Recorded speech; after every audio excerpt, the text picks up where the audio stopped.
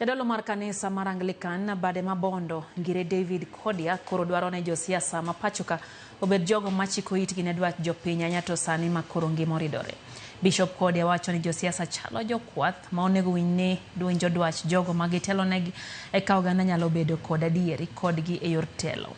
Kodia olose nyasi mar Silver Jubilee Celebration e kanisa mar St. Michael's and All Angels Cathedral mayudre bondo.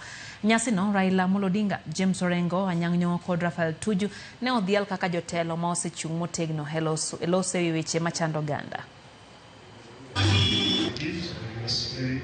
That we may know.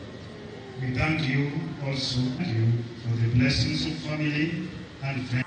We, our leaders, let us not be just leaders, but let us be shepherds.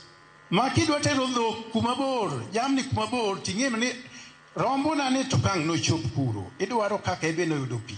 Nitie jomoko ma wigi wil ni rombe magin go, nitie rombe moko ma bende nigi chandruok. Gingi chandruok mar wuoth. Seche mo gin rombe madiewo mok dwano terie lu moro machielo.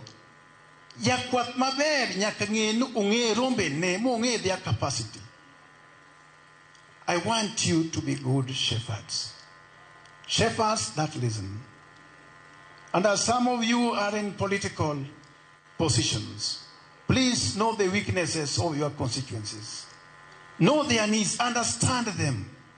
So when they say it is too much, please listen. Ok mani ka gimore medo nego ni timeda meda nikech ibiro chule kata dai kata yie.